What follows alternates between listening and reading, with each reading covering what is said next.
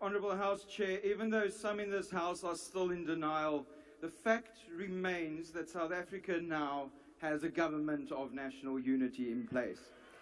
They can launch frivolous court challenges to contest the fact, but that will not stop those on this side of the House getting on with the business of government and delivering for all South Africans.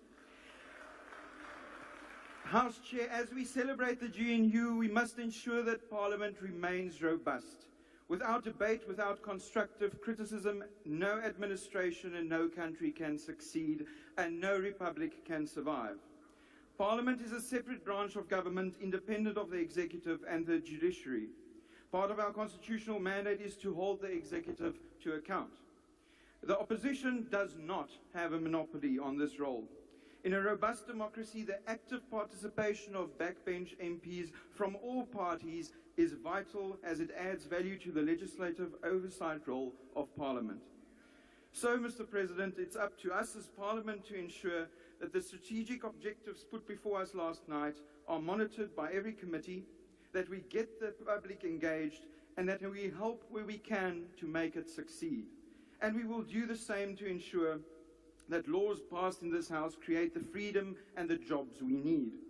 We will help your executive to deliver on this by holding them to account and monitoring their progress every step of the way.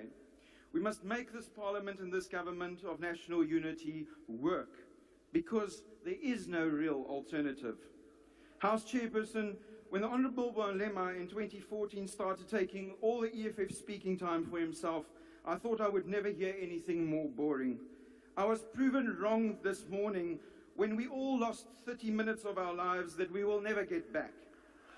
Because for something to be a meaningful contribution, it has to not only be constructive but also intelligent and entertaining. What we have heard this morning from the leader of the opposition meets none of these three criteria. If there's one contribution that the official opposition does make, it is to serve as a visible and audible reminder of the trouble we will find ourselves in if we don't succeed. Their caucus attendance register reads like the index to the Zondo report, with one notable absentee, the face of state capture, usually in Nkandla, but today pulling the strings from the gallery. The man who, apart from all the looting, was once responsible for the largest cabinet in the world, Honourable Mokoena. And then we have the EFF. Overalls serving as a cover-up for the empty Gucci suits paid for by starving gogos whose money went into VBS Bank. And as I have said before in the other House Chairperson, if the MK and the EFF is the future, Mr. President, the future is not very bright.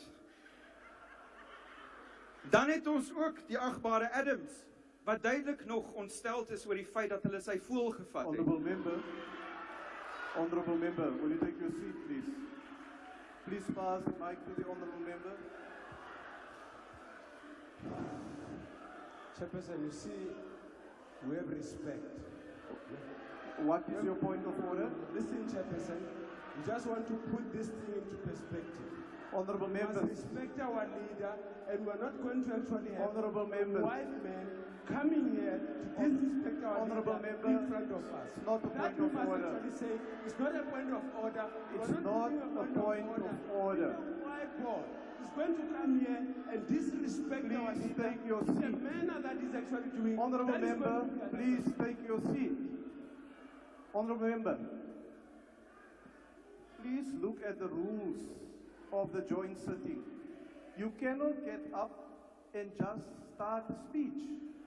You rise on a point of order, you say what your point of order is, and then a ruling will be made. So please do not do that again. Follow the rules. Please continue, honourable member.